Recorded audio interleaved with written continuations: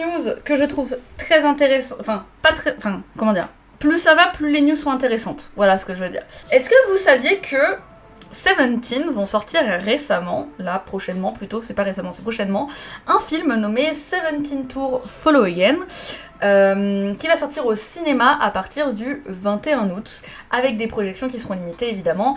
Donc en France, je crois qu'il y en aura quelques-uns, je sais pas où exactement, mais je crois qu'il y aura quelques retransmissions.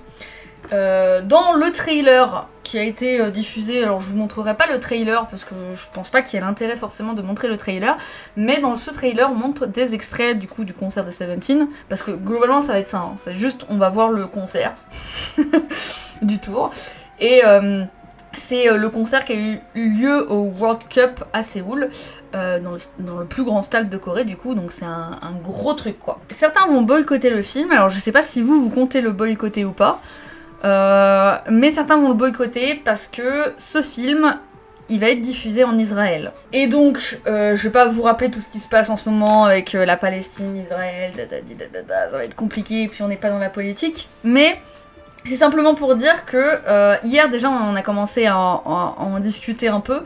Le fait de vouloir envoyer ce film à Israël, elle impacte les fans qui souhaitent voir le film, mais qui veulent suivre aussi leurs convictions.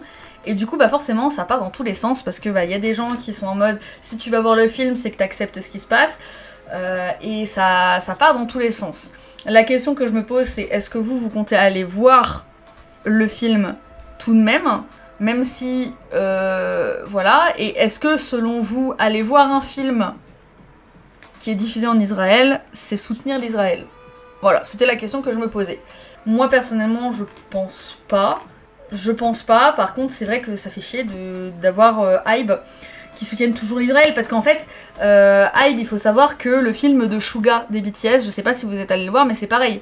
Il y a eu exactement le même souci. Les gens ont voulu boycotter le film de Suga, ça a pas tant marché que ça, parce que ça a super bien décollé. Mais le film de Suga a été aussi diffusé à l'Israël, et Hybe fait face à beaucoup de critiques suite à ça, parce qu'ils ont des accords commerciaux. Alors, la question est de se dire, est-ce qu'ils avaient des accords commerciaux avant même que toute cette histoire se passe? Peut-être, je ne sais pas, je ne m'y connais pas en papier, je ne sais pas comment ça marche.